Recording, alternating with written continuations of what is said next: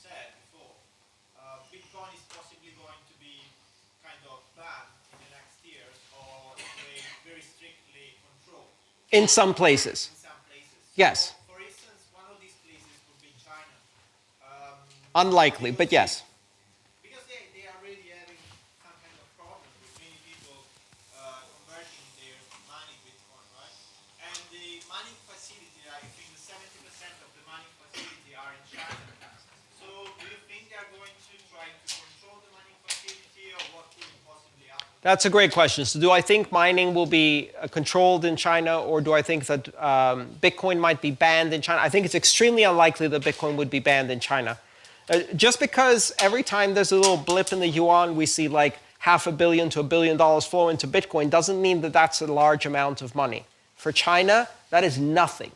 So it's like you're facing the imminent collapse of a giant hydroelectric dam. You're not going to worry about that tiny little trickle of water in the side there that's Bitcoin. You're worrying about the gushing outflows of the things they are worried about. Right now, they're passing a new law to restrict mergers and acquisitions. I heard this fantastic story of how Chinese companies are exiting money from the economy even though there are currency controls. And it came about from a conversation with a lawyer. And this lawyer had been asked by a Chinese company to participate in an arbitration hearing.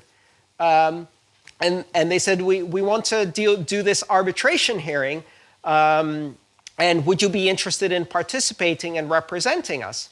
And they said, yes, okay, who's the other party? Well, the other party doesn't exist yet. We would like you to create the other party. We would like you to represent both us and the other party, and then we would like to lose an arbitration award of about $5 million to the other party, which you will set up in another country. When the need is great, it becomes the mother of innovation, right? Legal innovation, corruption innovation, et cetera, et cetera. So they have much bigger problems. Now, you will see bans in some countries. In the countries where they can arbitrarily effect a ban, they can't actually affect that ban in practice on the ground. Because where the rule of law is weak enough that a single individual without any recourse, due process, or opposition can simply ban a form of money, then their ability to actually enforce that is probably pretty weak too, because everybody below them is going to be taking bribes. So just imagine, for example, the ruling comes down and it says you can't do mining in China. And that goes down to the districts, and then from the districts to the smaller districts, to the cities, to the towns, and eventually some official sends a fax to the local village where they're running a mining farm off the hydro that represents 40 to 50% of the municipal income of the entire area. And they say, you must close your mine. What does the local official say? We have no mines here. Or, guys, close it down for 24 hours. We have eradicated money in China. Long live China and our great leader. Turn it back on, right? So the ability to actually affect change on the ground is mediated by layers and layers and layers of bureaucracy, which are more and more corrupt. And the bigger the crisis, the easier they are to corrupt.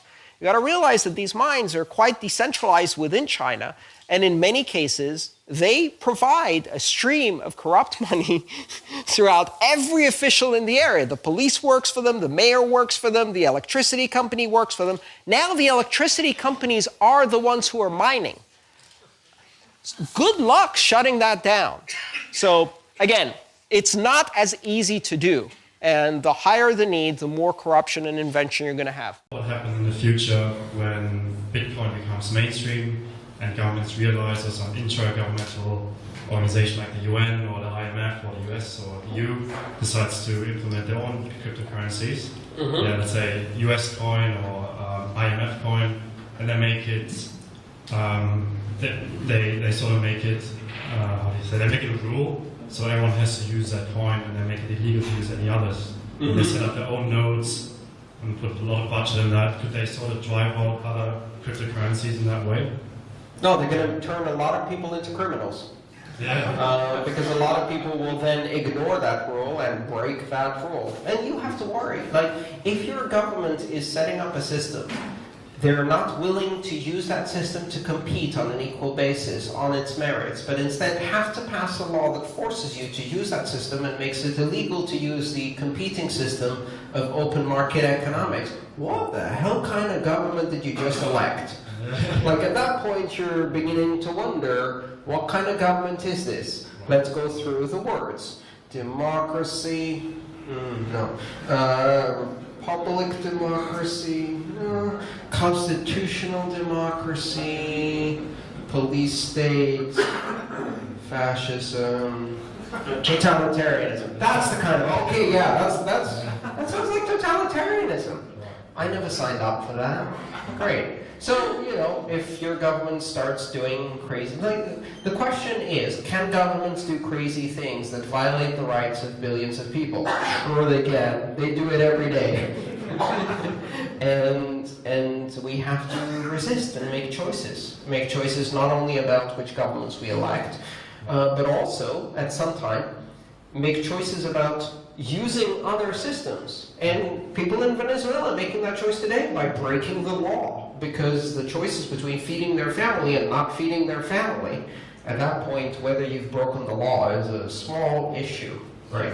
So again, I don't expect to see that. And the reason I don't expect to see that is because most governments in the world, when they see the idea of people being able to use a free electronic commerce system that is efficient, that creates growth and opportunities and jobs and innovation, that gives them access to the world of commerce across borders, what's not to like?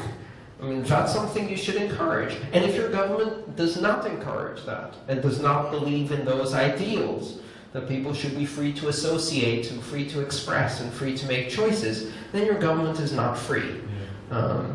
Which is a much bigger problem than Bitcoin at that point. You know, I would be less worried about their power over cryptocurrencies than by the fact that they have all the guns.